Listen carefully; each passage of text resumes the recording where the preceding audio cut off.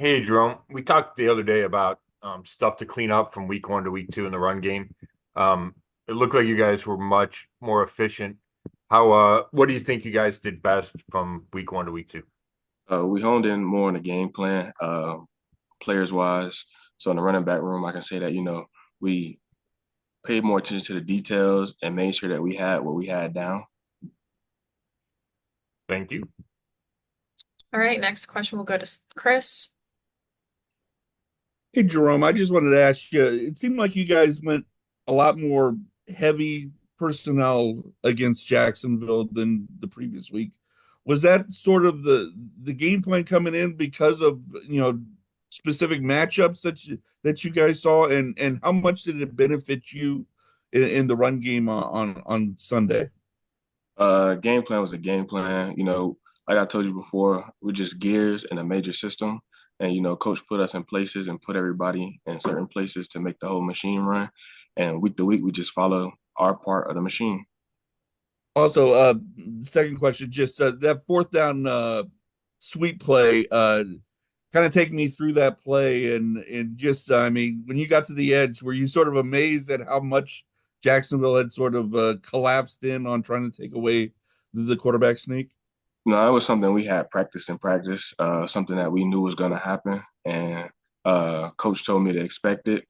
Just wish I was a little bit faster. All right, next we'll go to Ashley.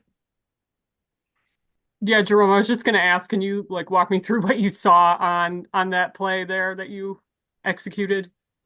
Well, as I got the ball, like I knew in practice there was an edge. I mean that we was gonna have the edge. My only issue was seeing over Joel, and I couldn't see what was on the other side of him. And same thing happened in practice, so I just trusted what happened in practice and took off running, and it ended up being a big play. And then just I know Kevin talked about this yesterday, getting Dante Foreman more touches early. I mean, just that part and being out there and seeing him get those touches early. How much do you think that opened things up early for you guys? I think it opened up a lot. I talked about it before the season started about our running back room and how we all could play and how we all be a big part of what we had going on this year. And y'all able to see what Defoe was able to do. Thanks, Jerome. All right, next we'll go to Cam. Hey, Jerome, a lot of it is obviously on the offensive line, those penalties yesterday. But I guess as a player, when you have two games in a row that are heavily penalized and you're trying to clean that up, what does it look like from a coaching standpoint? What is Coach Stefanski telling you guys? How are the rest of the coaching staff working you guys through to make sure you guys don't commit those illegal shifts and holdings and even those face masks, things like that? They hard on us about it. We just got to pay more attention to detail and fix those things when they happen in practice, and so that they don't pop up in the game. Do you find yourselves when you're practicing kind of coaching each other up too? Like if you notice something, kind of correcting it as it's happening, or is that mostly on the coaches? It's on us too, to be like, hey man, like lock in. You can't do it. It's gonna happen in the game. Thank you. All right, next we'll go to Spencer. Hey Jerome, just what's it mean for the offense and how much do you think like the entire offense is able to feed off of things when you guys are running the football effectively and you guys are having success in the run game? I feel like it opened up a lot of things, keeps teams guessing. I don't know whether they have to play the run or play the pass. I feel like when the run game is working well, it opened up in the pass game. And when the pass game is working well, it opens up the run game. So as long as we're able to, have that balance, a lot of stuff will be open for us. And then you talked a little bit about like that fourth down sweep play, which was obviously really well done. What's it like though? You get Deshaun's out there so much, but you get a couple of those moments with Jameis. We know the type of personality he is. Wyatt Teller kind of talked after the game about him having crazy eyes. Just what's he like when he steps on the field for those moments and in the huddle and kind of talking to you guys and directing you guys? He's a great leader, man. We make a joke that when he calling plays, it sounds like he got a surprise to tell. But he kind of like he makes sure that he says the play clearly. He said slow and loud, and we all able to hear. And he get the job done. Thanks, Jerome. All right, next we'll go to Justin. Jerome, you guys were a lot more committed in the run game this game compared to week one. Do you think that was important for the offensive line to kind of push back and get back on track? Can you just kind of talk about the importance of that? Yeah, we definitely wanted to bounce back from the game that first game, and I feel like we responded well. Offensive line, running backs, pretty much the offense in general. I feel like we responded well um, to what happened week one, and we're looking to continue to build on what happened last week. Well, yesterday. Thank you. All right, next we'll go back to Scott. Hey, Jerome. Amari hasn't gotten off to the start I'm sure he would hope for. How confident are you that he and Deshaun will find that chemistry again? I'm very confident. Just like I told you about Deshaun last week and how I'd be confident in him this week. And, came out and showed what he was able to do. Same way I feel about, Amari and him and Amari. Eventually we're going to get it clicking. And I got the most faith in those two. When things aren't going perfect for Amari, do you ever see him getting frustrated? Um, Not really, but, on the sideline, you can see a little frustration, but it's normal. And, we all here behind each other to pick each other up. Everybody show a little frustration. We all want to be perfect. We never will be. So when stuff go bad, we always fall on our brothers to pick each other up. Thanks. All right, last call for questions from Jerome. All right, thanks, Jerome. Appreciate it. Hey, Rodney. Hey, I saw that I think it was maybe a 41% or something pressure rate that you guys got on Trevor Lawrence yesterday. I was curious, do you guys set a numbers goal, like a percentage of how often you want to get to the quarterback? no, I think that's just who we are. It's our identity. Defensive line is our engine.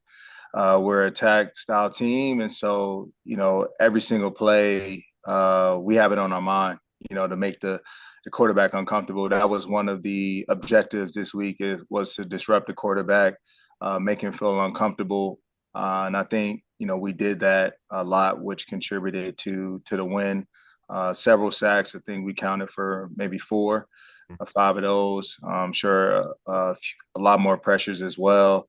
But yeah, we had them unsettled a great deal yesterday. So credit to all levels of the defense, but especially our D line.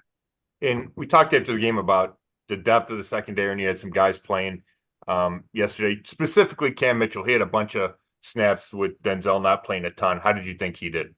Yeah, I thought Cam did extremely well stepping in, filling the roles of Denzel Ward. He's always a guy that's available and ready. He's always in tune with what's going on. Is a true pro, works his craft, and has a great deal of focus. So it wasn't a surprise for me. I think we all feel the same in the secondary when Cam is asked upon that he's going to uphold his end and hold that standard. Thanks. All right, next we'll go to Cam. Rodney, I know last week you guys talked about the emphasis of wanting to, support the offense as they work through things. Defense is typically starting faster. So this week for you guys to be able to go out, especially that safety by Alex Wright, to be able to step up in those big clutch moments to help support that offense. How crucial was that not only for the team, but for the identity of this defense and what you guys are trying to be? Yeah, I mean, we break it down on team every single day. And yesterday was evident of that. We need all three phases to play, at the level that we did yesterday in order to walk away with that win. Offense had a great first half. I think defensively we may have been only on the field for maybe 2-3 possessions. And then, of course, second half happened and Jacksonville was able to, put some possessions together. But we all stayed connected. And you saw at the end, everybody played a role, special teams, Corey having that huge punt, which set up the A-right safety, and so that's what this game is about. It's about all three phases. You never know who's going to need who, but, when we can do it together more often on a collective basis, they will amount into wins. And then, yeah, for us as a defense, we pride ourselves on being in those moments where the game is on us. We take great pride in that. And we understand the task at hand and know our job is to set the pace for this team. Thank you. All right, next we go to Spencer. Hey, Rodney. Obviously you guys week one had that sort of one blown coverage against the Cowboys that led to a touchdown. When Denzel, though, being out yesterday, like when you're rotating guys in and out, and you guys talked about how much you wanted to, try to avoid those types of mistakes in week two, how much more important and how much are you guys like just kind of walk me through like what the communication process is like as you're changing guys in the field and trying to make sure that you don't have any of those lapses? Yeah, the great part about it is a lot of guys get reps throughout the week, whether it's in practice setting or walkthrough.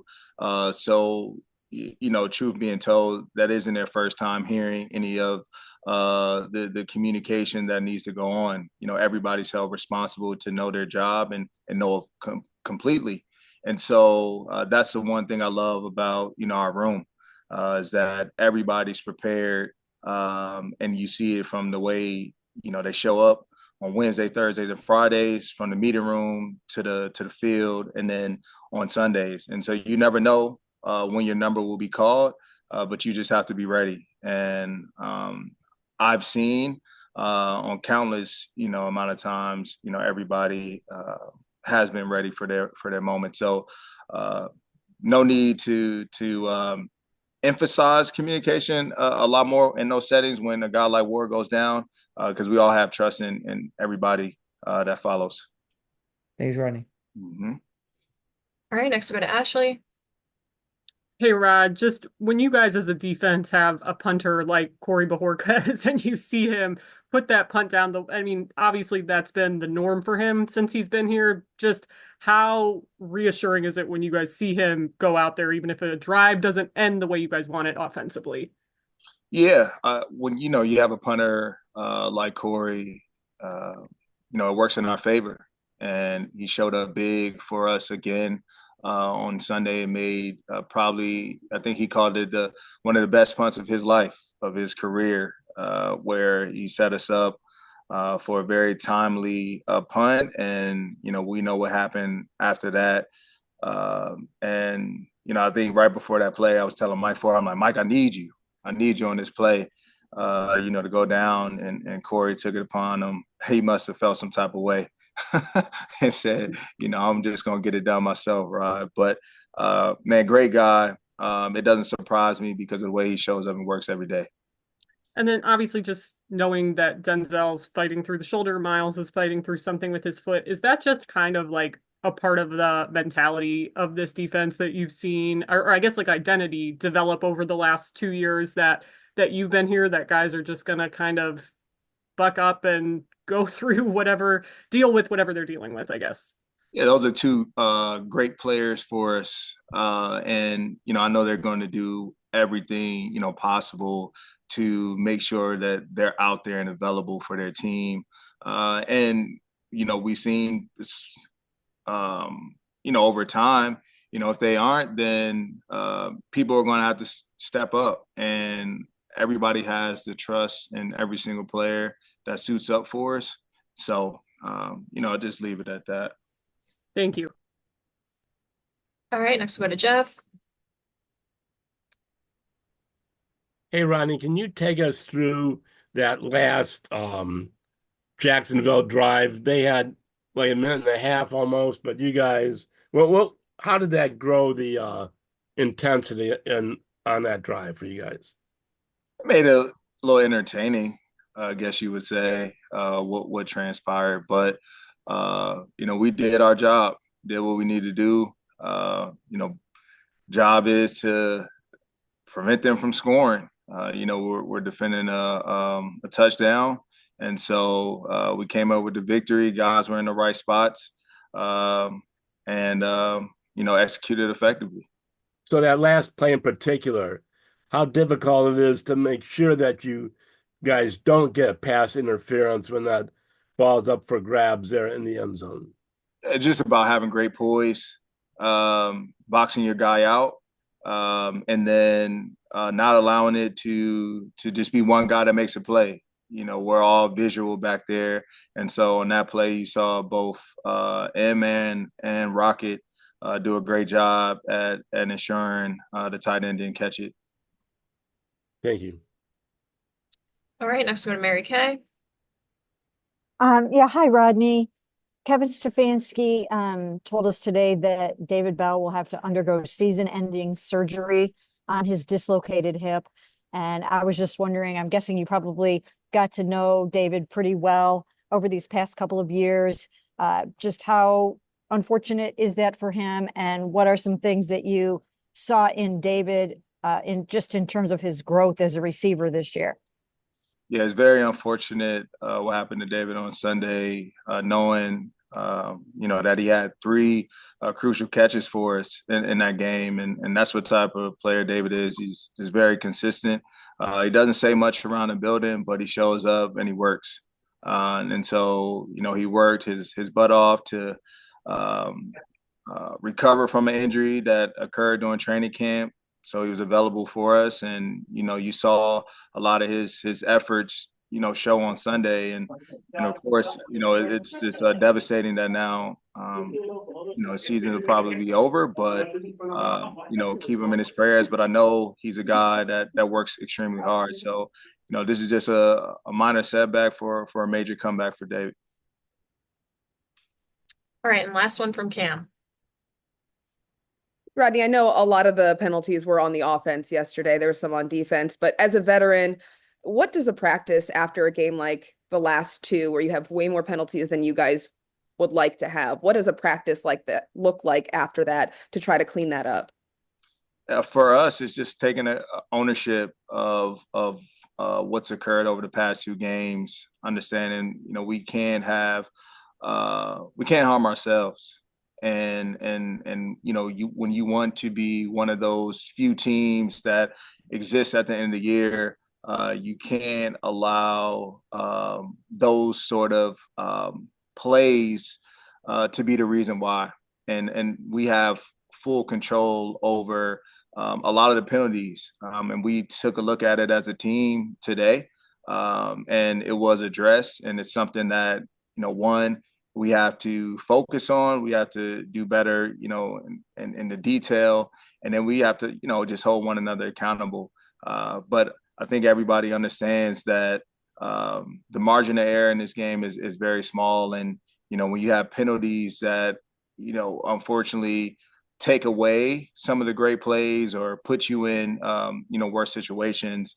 Normally, you do them at a high rate. They don't translate into wins. And so if we want to win, if we want to, again, win this division and go as far as we dream, then that will need to change. And, us as players have to fix it.